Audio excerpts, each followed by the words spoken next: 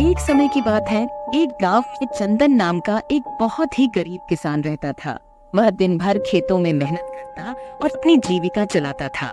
चंदन भोलेनाथ बाबा का बहुत बड़ा भक्त था और चंदन हमेशा गाना गाता था। वह मेरा भोला है भंडारी, करता नंदी की सवारी, शंभुनाथ रे ओ शंकर नाथ रे। मेरा भोला है भंडारी, करता नंदी की सवारी, शंभुनाथ रे ओ शंकर नाथ रे। वह रोज मंदिर जाकर उनकी आराधना करता था। वह भोले बाबा से अपनी मन की सारी बातें कहता और उनसे मार्गदर्शन मांगता। हे भोलेनाथ, आप तो त्रिकालदर्शी हैं, मेरे हर मनोकामना को पूरी कर दीजिए। ओम नमः शिवाय, ओम नमः शिवाय। हे भोलेनाथ, मैं आपका सेवक हूँ। मेरा भोला है भंडारी, करता नंदी की सवारी, शंभुनाथ रे ओ एक दिन गांव में बहुत भारी बारिश हो रही थी। चंदन को अपने खेतों की चिंता सताने लगी। हे भोलेनाथ, कैसी बारिश हो रही है। इस तरह अगर बारिश होती रही तो मेरी सारी फसल बर्बाद हो जाएगी, फिर मुझे भूखा मरना पड़ेगा। भोलेनाथ, कृपा करो भोलेनाथ। जल्दी से जाकर मैं अपने खेतों को देखता हूँ, कहीं पानी तो नहीं भर गया खेतों में।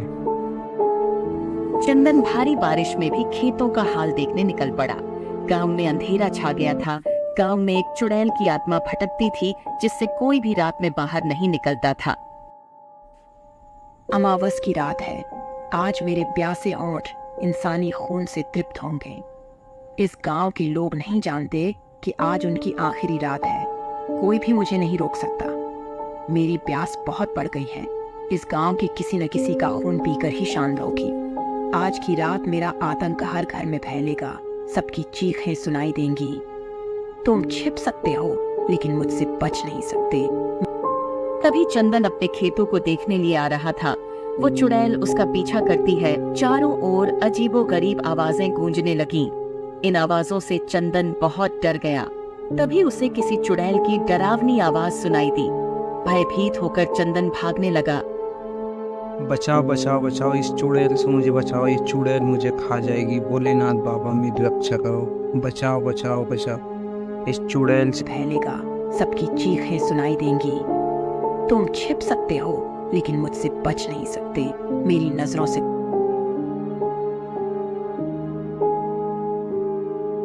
चुड़ैल मुझे कच्चा चबा जाएगी। इससे पहले कि ये मुझे कच्चा चबाए, मुझे यहाँ से भागना होगा और अपनी जान बचाना होगा। मुझे यहाँ से जल्द यहाँ से निकलना पड़ेगा। भयभीत होकर चंदन भागने लगा।